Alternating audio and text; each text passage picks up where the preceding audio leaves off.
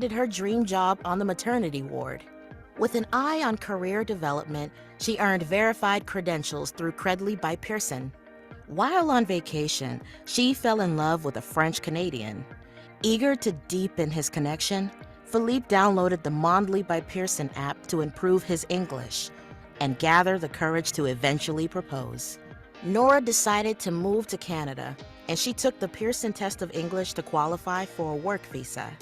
While we can't predict what's next for Nora, we know that, no matter what, Pearson will be by her side, adding life to her lifetime of learning. Thank you, Petronella. I hope that just gives you a little flavour of the different touch points and important kind of milestones that we engage with people's lives. So in the UK, for example, if you were to take your driving theory test, which I know many of you will be doing very soon, you're at that age when you're thinking about maybe getting driving skills, it will be at a Pearson VUE Centre. If you're taking A-levels or T-level qualifications, it actually could be endorsed by Pearson as an awarding organisation. We now have the Mondly app, which helps with language learning, as well as Credly digital badging, which is another way, instead of having paper certificates, we're seeing that people want more and more digital certificates to use on platforms like LinkedIn. So yeah, over the next few months, we really want to show you that Pearson are so innovative as a tech company at the moment, and really kind of taking on the learning space in force to really be the world's #1 lifelong learning organisation.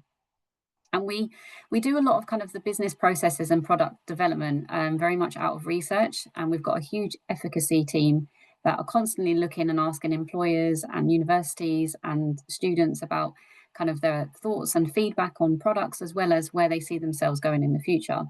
And at the start of this year, we created something called the Lost in Transition Report, which very much focused on skills from employers' points of view, but also how students were feeling about being job ready.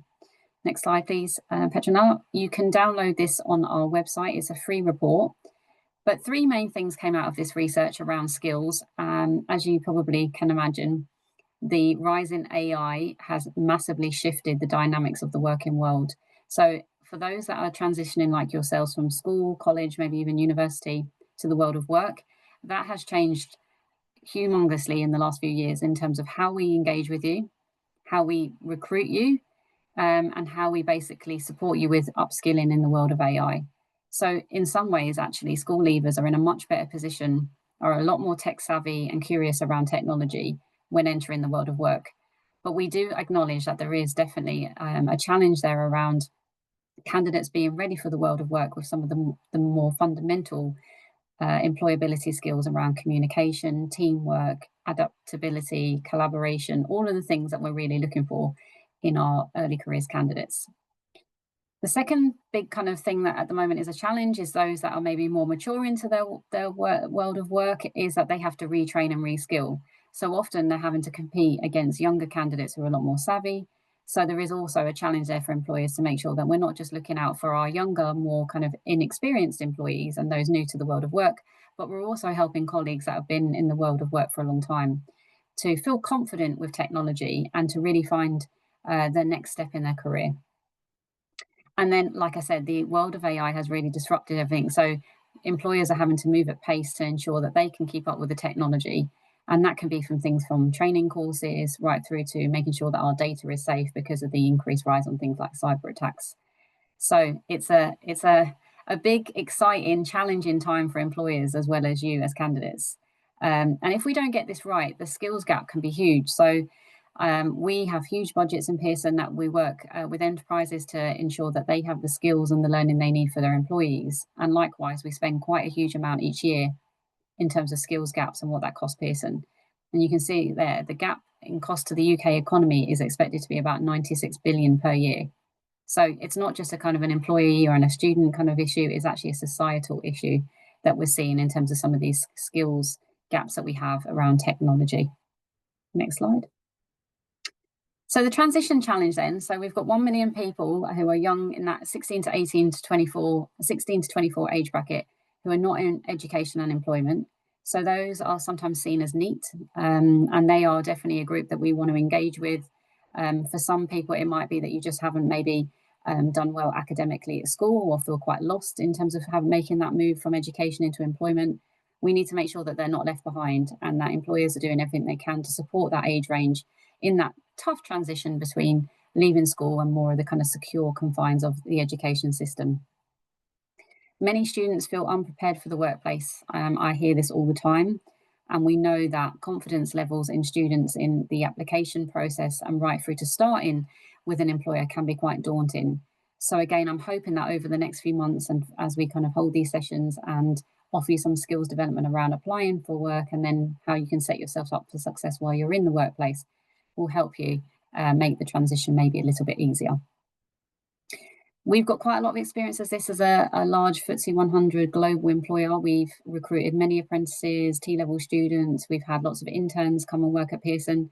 So we often have a kind of a good insight into what real world skills that maybe we find in students lacking so that we can tailor some of the support that we give. And this tends to be things around communication, flexibility, adaptability, which we know are ones that are actually quite difficult to kind of maybe work on when you're younger and at school, when you've got your focus on academic learning and taking exams, but definitely one that you need to be thinking about as early as possible to be developing alongside your studies. And all of this can cause delays in getting roles. It can add to the stress levels and kind of anxiety levels of students if they feel they're being left behind or they don't know what they want to do, and often missed opportunities where we all are human and we procrastinate and put things off and time goes by and then you feel that you're kind of further behind the curve or further behind your peers. So it's about kind of just making those small steps and getting started as quickly as you can in applying for roles. So what's the solution then? So in Pearson, as part of the Lost in Transition report, we talked a lot about kind of refocusing on how we learn.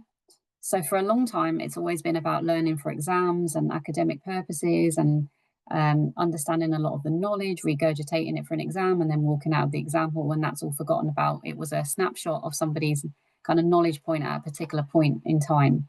And I know, speaking from experience, that was very much my school experience. It was all shaped around exams, getting the qualification, and that was very much kind of what our teachers taught us and as well with kind of our parents and guardians.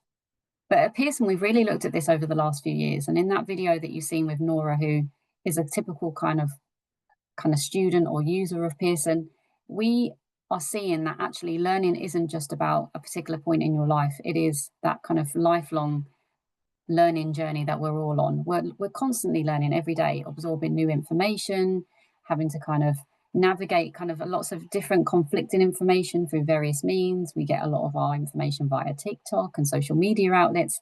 So we're constantly actively kind of learning.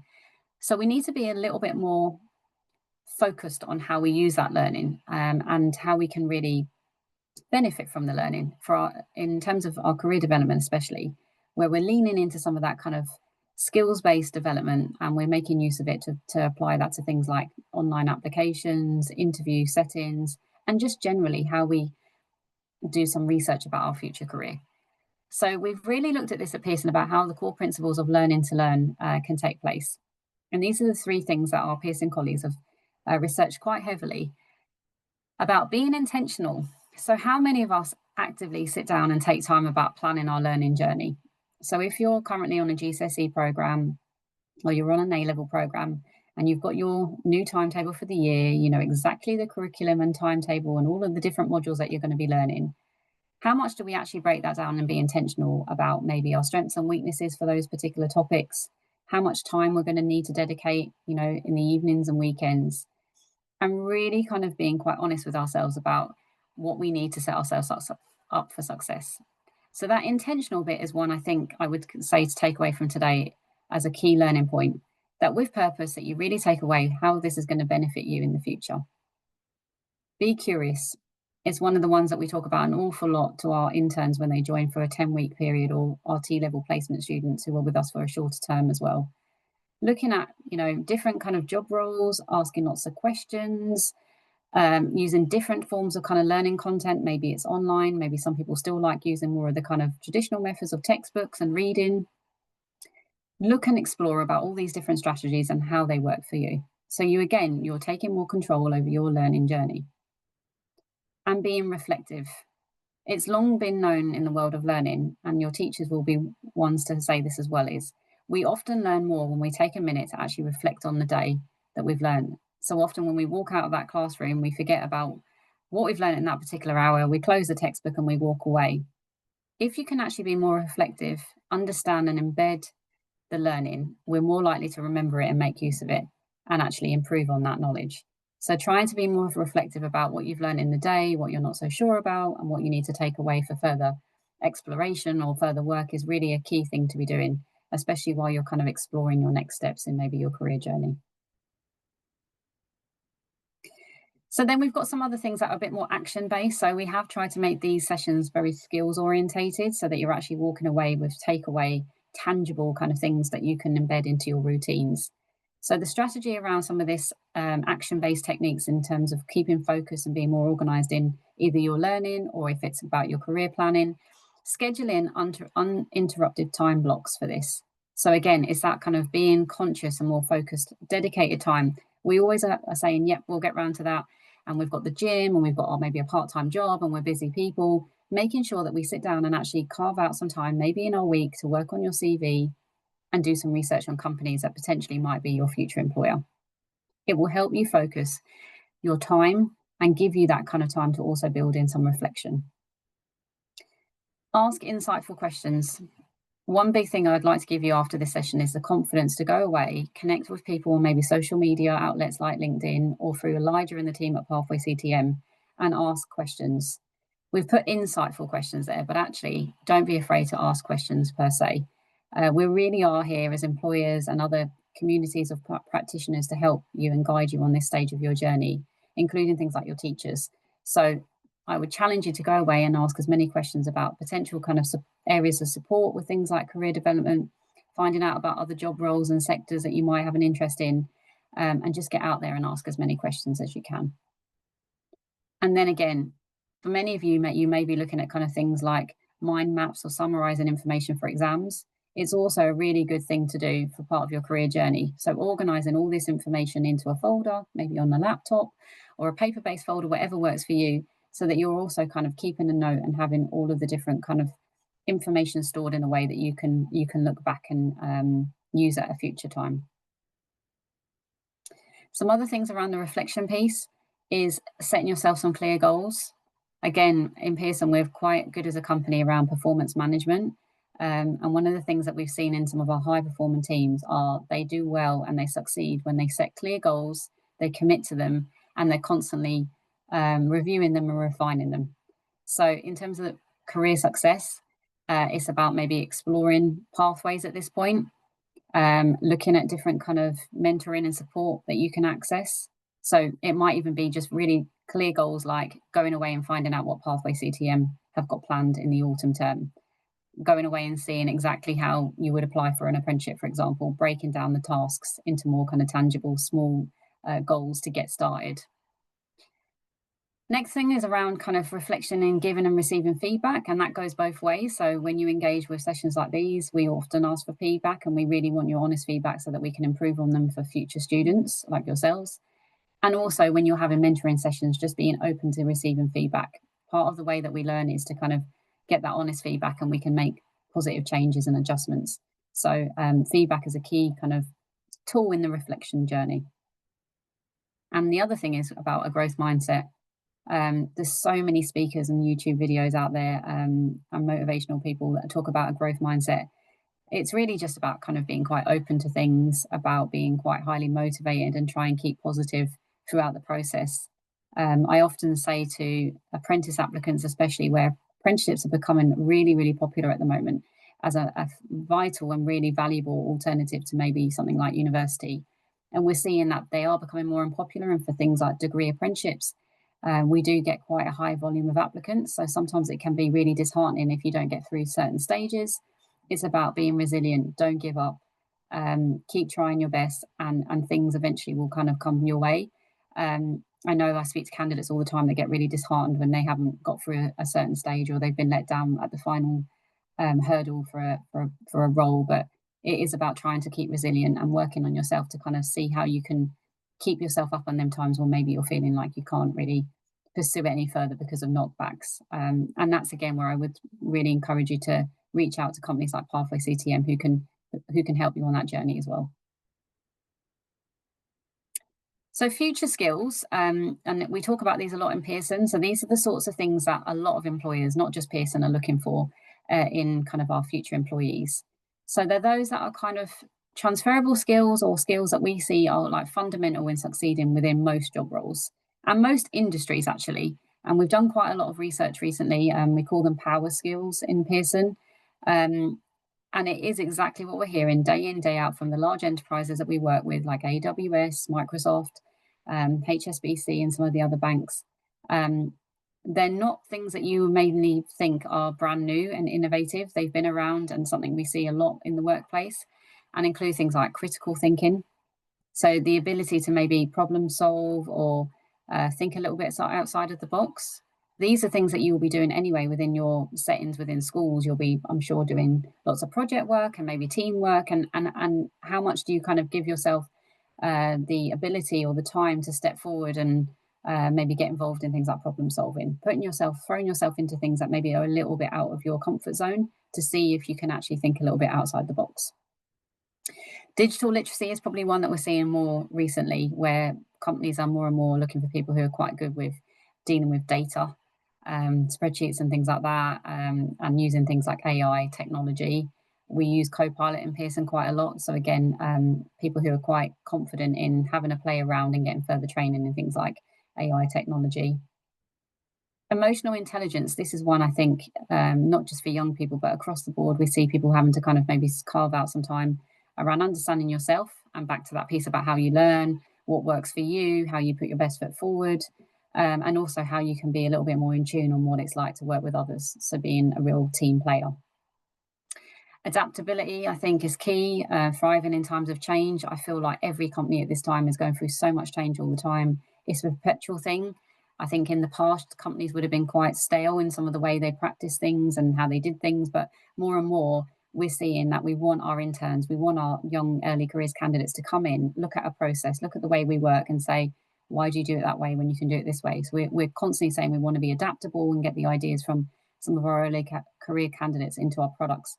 So I often get feedback. I had an email today from an intern who's been with us for the summer saying he cannot believe how much he was kind of listened to and that his ideas were taken on, even though he was a brand new member of staff and quite young into his career. So that adaptability thing is that us as employees are always trying to be adaptable, and that means also including some of the younger generations in how we do things, and adaptability is key to that. Collaboration, working well with others, again, something you can work with alongside your peers right now.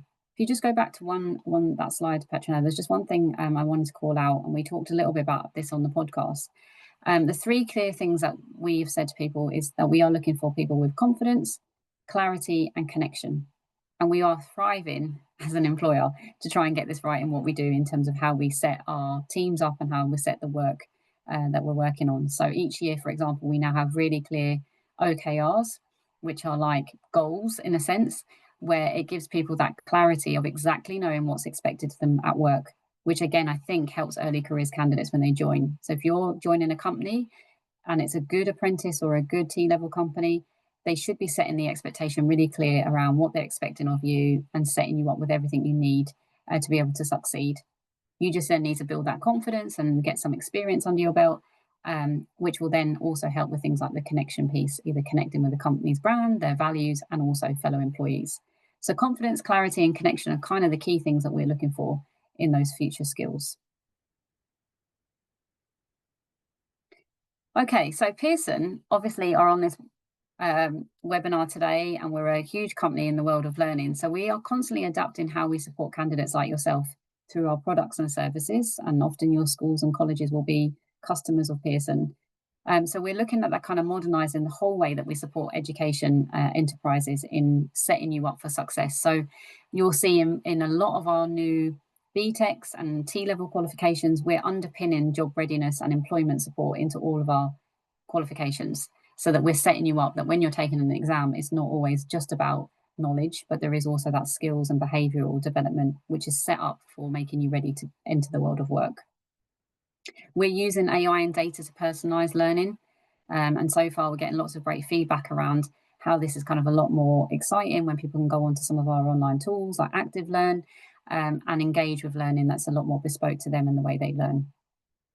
A lot more flexible skilling pathways. So we used to be known for quite big, chunky qualifications, a year or two long. We're now doing a lot more shorter micro credentialing, where short, sharp learning that you can then get qualifications off the back of as well.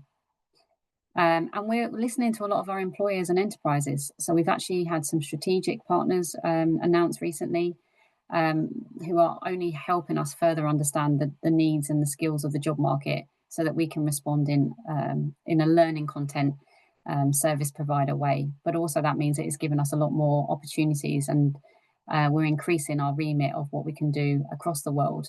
And that means that we can offer more opportunities to young people like you to come and work with us. So we'll hopefully have more apprenticeship vacancies, more T-level placements that we can offer across the world. And we're recently piloting some new digital credentialing with our Credly brand. And this is something I think you should all be looking out for, is when you are engaging with some learning content, to see if there's any digital credentials that you can use on things like LinkedIn. It's another way that employers can search for you and see what skills that you have outside of using something like your record of achievement that you might hold paper-based copies. But the digital credential world is something that employers are really starting to access more and more. All of these, we hope, will streamline what it's like for you to be a learner of Pearson products, but also a user of Pearson, maybe from the employer side, where we're helping you make the transition and giving you some of these critical skills in the next step of your career planning. I'm going to hand over to Petronella now, who was a T-level placement student in the early careers team and was with us for 2 years, and successfully off the back of that placement applied for an apprenticeship with Pearson, and is now almost completed her apprenticeship. So I'll hand you over to Petronella to say a few words of what it's really like to kind of be a placement student and also join us on the apprenticeship programme. Over to you, Petronella. Thank you, Sharon. So in a few words, I will just sort of describe what my journey was from high school, just solo-based, starting from year 11 to today. So hello, my name is Petronella, and really just wanted to share my story of how I joined Pearson and how I ended up in recruitment and early talent. I would say that my path is not just a traditional one, but it shows how exploring alternatives, learning by doing, and seizing opportunities can really pay off. So back in high school, I sort of studied, like you can see, English, maths, science, geography, Spanish, design, technology, and sociology. The reason being, you can sort of see there's nothing sort of together, not put together. It doesn't really make sense why I chose each subject. And to be honest with you, I didn't know either. I just like the sound, and I chose them. Um, I was quite unsure of what I wanted to do, sort of what career I want to pursue, and sort of the advice was really the same for everyone: go to sixth form, then straight to university. And honestly, that path didn't really feel right for me, and I knew that that wasn't for me. I knew that there's something else out there. So I've always been the hands-on learner, someone who thrives with applying skills in real environments rather than just studying theory. So I sort of started exploring with my local college, what paths I can follow, what I can do with my future. Initially, we planned to take on a level 3 business management course, but on results day, the staff suggested I try something new, which was T levels. What really stood out with T levels was the 45 industry placement built into the course. For the first time, I could contribute learning theory in real workplace experience. I was part of the first class to take this qualification, and as you can imagine, it was a bit risky but incredibly exciting. Through college, I had the chance to attend a Pearson Open Day. I was nervous but determined. I asked questions, met as many people as possible, and tried to stand out. I was just so ambitious. I the chance that the fact that I got my foot into that door meant that I could do so much more. So I really just tried to stand out, and really that day gave me a huge boost of confidence. Soon after, I applied for my placement at Pearson. The process was really smooth and easy, just a CV and a cover letter. And then honestly, it was my first ever interview and I was scared. However, the environment was really welcoming, which just eased off my nerves quite a bit. The team genuinely wanted to know who I was and what I could bring. Securing that placement was a huge milestone. It allowed me to step into a professional environment, build skills, and make a real contribution. So I joined Pearson for the first time as a T-level early talent admin assistant. And then yeah, transitioning sort of a little bit about college to work. It was a big surprise, a big shock of how different the workplace felt compared to college. Suddenly, I was surrounded by professionals who carried the real responsibilities, meaning I had to adapt quite quickly, change how I spoke, how I presented myself, and really how I approached challenges. It was a steep learning curve, but it pushed me to grow and step into a professional mindset, which after this day, I still use those skills I first learned when I stepped in. Um, and then again, during that T-level placement, I shadowed a senior talent partner and I discovered recruitment. This is why I mean T-levels are brilliant. Not only you can, if you even if you join as a early talent admin, you still have the chance to sort of learn about other roles, rotate, ask questions, be curious. While I had a bit of time, I used to research into what other teams out there. Could I sort of join that team? Could I shadow them? And then I had the incredible chance to sort of shadow a senior talent partner, um, where I learned how to source candidates, how interviews are managed, and how opportunities are really created. And I was fascinated. I knew I wanted to contribute in this direction. I wanted to sort of continue and learn more about this. So after my completing my T level, I was lucky enough to apply for the technical source apprentice, and luckily I did land the role. The apprenticeship provided on the job training alongside with structured learning. Because again of my placement experience, I already understood what the workplace basis was and could contribute from day one.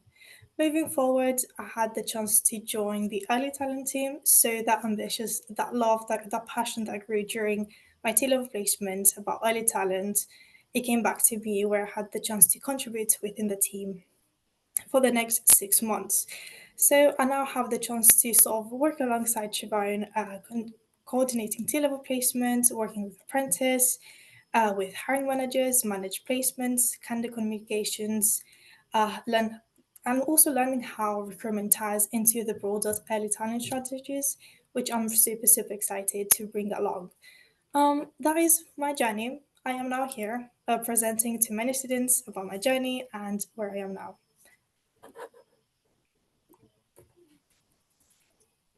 So I'll give back to Siobhan. You, Petronella. I always think it's just really nice to hear from a student who has kind of been in your position not that long ago.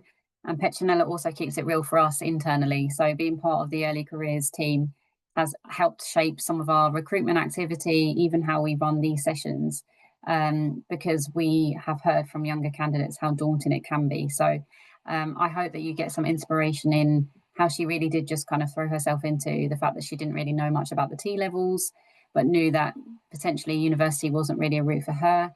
You might be sitting there thinking, I don't know right now, and that's normal as well. So it's just about kind of reaching out, talking to as many people and seeing if there's anything that sparks your interest.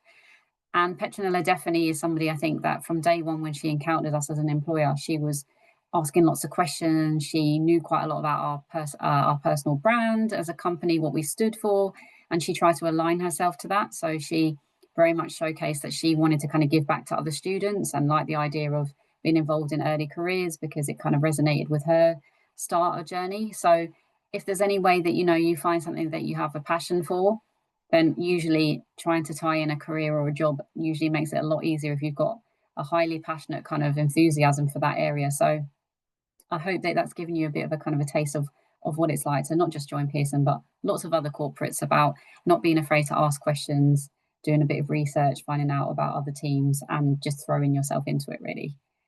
So we've talked quite a bit about our brand. So if any of this is sounding appealing to you, then we do offer various pathways into Pearson through our T-level placement program, apprenticeships, and also internships at this time.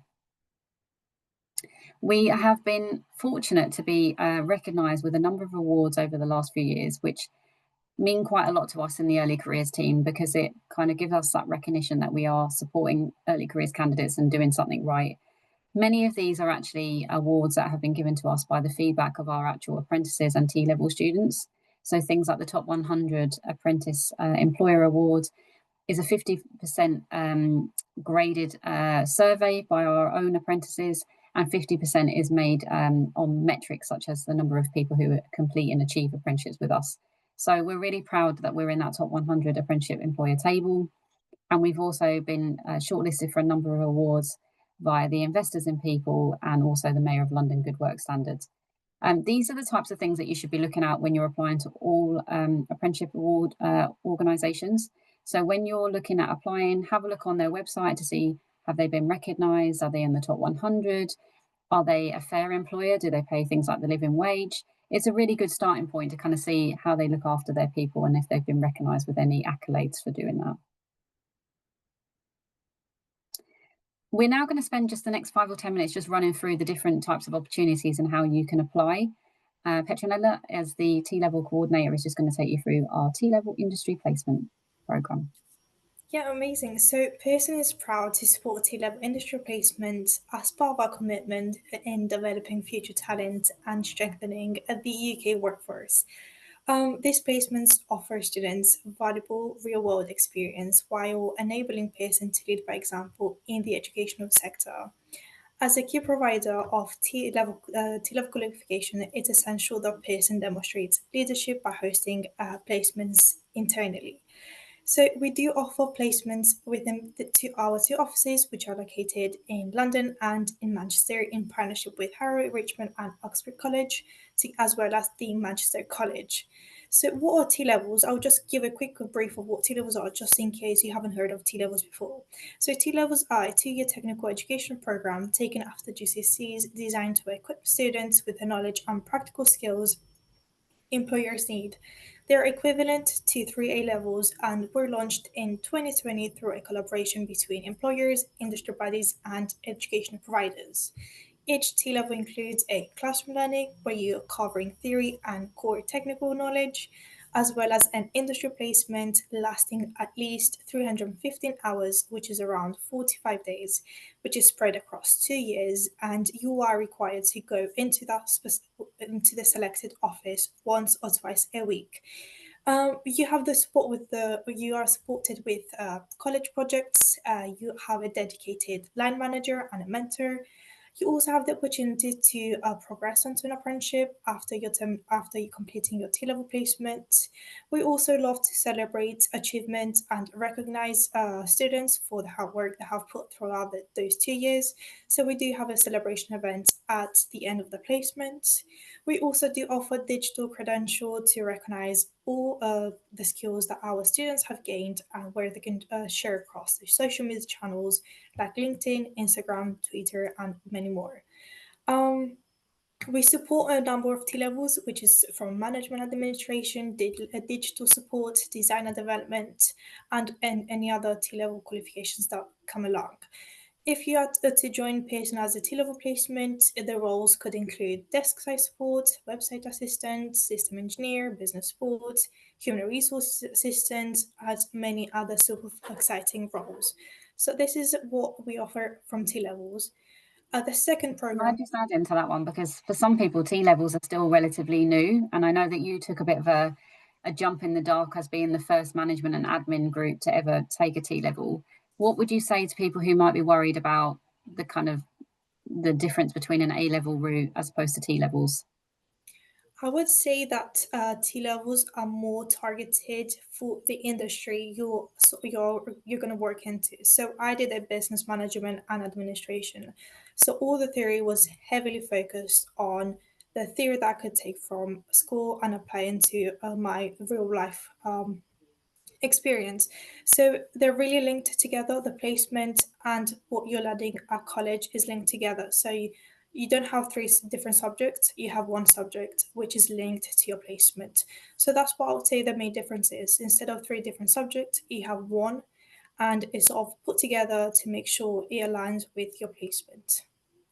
The other thing I would just add is if this is something you're considering, but maybe you feel that there's just not enough information, Most colleges do provide these. So we obviously work with Harrow, Richmond, and Uxbridge and Manchester College, but your local college will have lots of information, probably open days.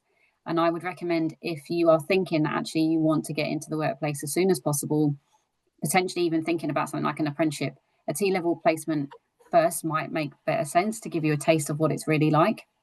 You get UCAS points in the same way as you get for A-level. So even if you decided to go to uni after the T-level placement, that's still a possibility. So go and do some more kind of research and information about T-level qualifications with your local college or school. Some schools also provide them. Moving forward, so the second program we do offer our Pearson is apprenticeships. Just a quick background on what apprenticeships are. So an apprenticeship is a combination of study and work. So you're employed and paid to do a job while studying towards a formal qualification and apprenticeship. So at the same time, while you're studying towards a qualification, you are working as well and getting paid. Secondly, on average, apprenticeships do take between 1 to 4 years to complete, depending on the standard and the level. So the lower the level, the lower years is required. Again, apprenticeships are divided in sort of twos. There's usually an 80% work where you'll be attending your work either in the office, hybrid, depending on your sort of selected work place as well. And then you also have that 20% study. So you have the 20% dedicated time for yourself where you're either together with your college, university, or studying online with the providers. So that could be around 6 hours a week, or it could be divided differently depending again on your schedule and your program. Apprenticeships are linked to specific standards and industries. This ensures individuals have the relevant skills, knowledge, behaviors needed for an occupation. Some essential things to know: there is a minimum age requirement for apprenticeships, which is 16, and the apprentice must not be in full-time education. So you must have finished your education and now moving forward to employment. If you're not quite ready for an apprenticeship at 16, T-level qualifications, like I mentioned before, might be an option in preparation for the world of work. Apprentices are paid for their work. The amount varies depending on the employer and the job role. All apprentices work at least 30 hours a week, and again, it varies on the role that you have and again, the selected times. You'll receive paid holiday plus bank holidays. You get Tunum card, which just like any other students, which entitles you to cheaper travel, discounts in various stores. You are also entitled to a TFL Apprentice Oyster card if you live in London Borough. Employers offer apprenticeships in more than 170 industries, with some at 1,500 jobs roles available and over 700 apprenticeship standards. You could train to be anything from a digital marketer to a youth worker, an engineer to a veteran nurse. So again, apprenticeships do give you the possibility to reskill from a sort of different path. So you could have been a digital marketer and now you want to go into engineering. Apprenticeships do offer that possibility to you at any age range as well. The apprenticeships levels we offer at Pearson, so we have intermediate apprenticeships. There are level 2 qualifications, which are equivalent to 5 GCSEs. We also have advanced apprenticeships, which are a level 3 qualification, which is equivalent to A levels and BTECs. We also do offer higher apprenticeships, which are a level 4 qualification, equivalent to the first year of an undergraduate degree, a higher national certificate, or a foundation degree. We similarly do offer degree apprenticeships that either level 6, which is a bachelor's degree, or level 7, which is equivalent to a master's degree qualification. After completing each level, many companies offer the opportunity to progress onto the next level as well. The apprenticeships we offer at Pearson, we do have a variety. So we offer advanced, higher, and degree apprenticeships in areas such as sales, data analysis, business admin, project management, standards, and many, many more. Luckily, we do offer vacancies throughout the whole year, so any details, you'll be able to find them at our Pearson.job website. We offer permanent or fixed-term contracts across UK business sites and hybrid roles for the duration of the apprenticeship. For example, If your apprenticeship is 15 months or up to 3.5 years, it really just depends upon your apprenticeship path. We do offer a competitive salary for the job role. The training is paid for by Pearson, leading to accreditation and a level of membership to a professional body, for example, ACCA, CMAA, and CIPD. You also have a strong support network around like the line manager and apprentice. So you will have a dedicated early careers team. You have apprentice ambassadors as well. So there's a group of apprentice ambassadors that are there to support you at any time of your career. We also give you a designated mentor. So if each apprentice will have a mentor where they'll meet them once a month or every 2 weeks, depending on how you select, where you have the chance to sort of go through your experience, your learning journey, any difficulties, any challenges that you may have encountered so far, and just discussing more details.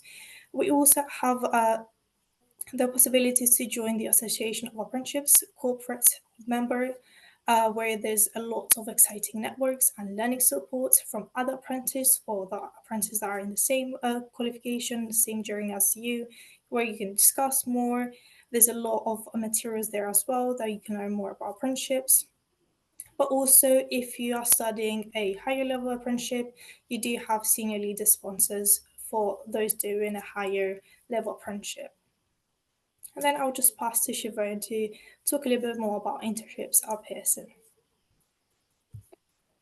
Thank you, Petronella. Yeah, I just thought this would be a good opportunity just to also let you know, depending on your journey, and we've said before that we might touch your kind of career at many points, we do offer internships for those that are at university, usually at the end of their second and third year. It's a 10-week summer program. It's a really great way to get some short-term work experience and get involved in some real life projects. And out of those projects, we've actually designed Pearson products. So definitely the kind of practical application to use your degree or any kind of learning you've done gets put into practice straight away. They're well paid. They are taking place in kind of global offices around the world, actually, not just in London. But mainly for the UK, people attending, it would be our Manchester, our Hellaby offices up in Yorkshire, Oxford and London. And they're a really great way just to kind of, while you're at university, get a taste of real work experience. And if Petronella just puts on the final slide, I think you'll just see a little bit of a kind of a snapshot of some of the activities we do, not just with our interns, but there's an induction for an apprentice group. We do lots of kind of National Apprenticeship Week kind of activities. So we try to get you together as many times as possible while people are with us to make fun, kind of engaging kind of activities, not just work, but also get you together to collaborate and socialize as well as an early careers cohort. So I hope we sparked some interest in potentially applying for some of our apprenticeship opportunities at Pearson. And yeah, we hope that over the next academic year, we'll be supporting you on this career development journey. We've got lots of themed sessions coming up with Elijah and the team around application support, interview techniques, how to really kind of set yourself kind of up in terms of your personal brand online and things. So yeah, we've got some really great sessions coming in the future months. I'm happy to take some questions if anyone wants to pop them in the chat, or maybe, I don't know, Elijah, can anyone come off mute on this session? So no, they can't come off mute, but they can put them in the chat. So yeah, if anyone has any questions, please do put them in the chat. Also, Petronella, if you could please go to the next slide, where there is a feedback form. So yeah, we've also chucked that in the chat. Please do the feedback form, because honestly, the sessions are for you at the end of the day. So if you don't give us any feedback, we can't make them better for next time. It's really insightful for us to build on, especially this is going to be a series. So yeah, please do give us your thoughts. It's all anonymous. So yeah, we really appreciate taking a moment to give us some of your feedback. Obviously that is in the chat as well, so if you want to scan it off your phone, you can do that there. And then there should be another slide, Petronella. So yeah, that's also in the chat. So if you want to basically tell us you're interested for future sessions, we'll send you out some targeted communications to let you know the exact dates of the future sessions across the next, well, multiple months. So yeah, really good opportunity for you guys to get involved and kind of add to those insight sessions that you'll be doing with employers. Won't just be always just kind of about the employer themselves. There'll be, these skills that you can take away, such as the different things you've learned across this session too. Those tangible things you can think about, like goal setting, reflecting, seeking feedback, and everything else like that. Have you got any questions? Yes. Can I just jump in? We've got a question here. What would you say is the most important part of an application for a degree apprenticeships? Do grades play a big part, or is it more to do with the extracurriculars? I would say at Pearson, and I can't speak for every employer, we really look at potential when we look at applications from our apprentice candidates. So we are looking for people who are able to, in a CV and a cover letter, that's how our application process works. So it's quite probably unique in that sense. We don't have an online form. We don't have lots of hoops to jump through. It's just a short CV and cover letter that we ask for, a little bit old school. And in that cover letter, really, we're looking for someone to get across a little bit about who they are as a person, how they resonate with our brand and our purpose at Pearson. It has to be someone who has a passion and will be fulfilled and be motivated to kind of buy into what our purpose is about, around helping people realize the life they want through learning. I'm not saying it needs to be someone who was thinking about becoming a teacher or even having an academic education kind of career. But if you have a passion for helping others, giving back in society, it doesn't mean that you can't do that and also work for a FTSE 100 in a well-paid job. But we definitely are looking for people who can resonate with the brand. It will kind of enthuse them every day to get up of bed and do their best work, and getting that across in the CV, maybe through the types of kind of mentoring that they might have done themselves, even it's just with younger people, how they may have maybe practiced some of these lifelong learning skills that we talk about, because we're all lifelong learning individuals. So getting that across, we tend not to just look at academic ability. I will say with the degree apprenticeships, it's not always just down to us, because we have to work with university partners. So we work with a number of the large universities across the UK for the degree apprenticeship. So you would go to a campus each week for the degree apprenticeship learning. And sometimes they have minimum criteria around A levels and points and things like that. It could be that you can have to have a T level or a certain point. So do look out for that on the person specification, because we do specifically say what we are looking for. So we don't want to waste your time. But with the degree apprenticeships, they are quite competitive, and there is often a need to have things like maths and English, for example, as that's stipulated by the university, as opposed to us at Pearson, the employer. But get yourself across on that CV. Some people like to do little videos. We can access those as well, and they put links to other things like their LinkedIn profile. Just really show that you've made a kind of a conscious effort to make yourself stand out and resonate, and know why it is that you think that you'd be a good fit with us at Pearson. Petronella, would you add anything? I think you've said a fair bit. It's quite important to sort of show us why you want this role. It's super important to highlight it. Everybody will say that they want this role. Everyone will sort of try to stand out. It's not just you applying for that degree apprenticeship. There's maybe hundreds or thousands others, young students that want that role. So it was really important to sort of, we need to see that motivation that you have. Why should we choose you and not all the others or hundreds? So it's really important to sort of show us that why, that ambitious that you have in you. And we also want to see that you have determination. It's not all about the skills or the knowledge or the qualifications that you have. The reason for an apprenticeship is that you learn new skills, you develop new skills. So we don't necessarily need you to have all the skills, all the certifications, the qualifications.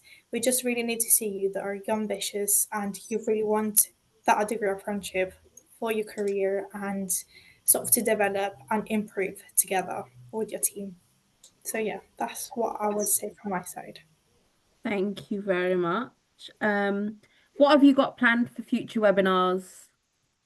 Future webinars. Okay, Elijah, remind me, I think up next is very much around kind of tangible application support. So through the autumn, you'll see a lot of the big brands popping out their campaigns for next year's recruitment drive. So for school leaver programs, apprenticeships, degree apprenticeships. So to get you kind of ahead of the game, a lot of them kind of come out around Christmas time. We'll be focusing on like what to look for on applications, how to kind of research, how to start drafting those things like CV and cover letters. But any feedback you put in today's session around maybe things that you would like to see, we're open to sort of adapting sessions and kind of really supporting you on what we see is the kind of things that supports all students.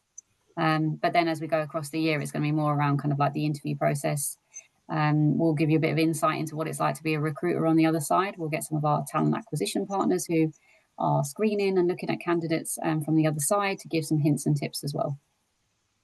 Lovely. And where can they find some more information about the apprenticeships that you offer? All of our vacancies and opportunities are on our Pearson website and on pearson.jobs site. We have a drop down for internships and apprenticeships, and all of them are posted there. And as the students might know, all large employers also post their job opportunities on the Find an Apprenticeship government site. So that's a kind of a great place to get a profile, register your interest for alerts and jobs with Pearson and other organisations. And it's a really quick and easy way to apply through the Find an Apprenticeship service. Do you have education apprenticeships? Weirdly enough, not many. A lot of people are surprised by that. So we don't have many. We've had one or two that are more kind of digital learning designer and content, which is all about creating our kind of learning resources for our primary and secondary school children. We have had a number of kind of supported teaching assistant roles in the past, but we tend to find most of our roles are more corporate enterprise heavy for apprenticeships in the UK. Things like marketing, digital marketing, events assistant. We have HR roles, data analyst roles, project management. We don't tend to have that many in the world of education and teaching. We tend to support other organisations with those. So we actually transfer money to support opportunities in things like school settings. But yeah, who knows? Hopefully, as and when I see any opportunity for an early careers role, I grab it and put it out as an apprenticeship vacancy on our website.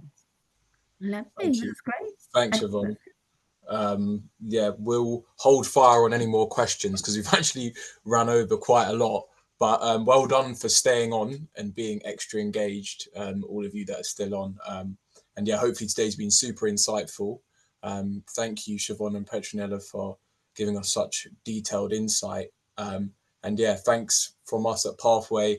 And yeah, we hope to see you on our next session soon. And we will have a date confirmed by the end of the week. So we'll be sending you guys that targeted communication, especially those of you who registered your interest for the future sessions. So thank you all for joining. Thanks, everyone. Good evening. Thank you. Enjoy your evening. Good night.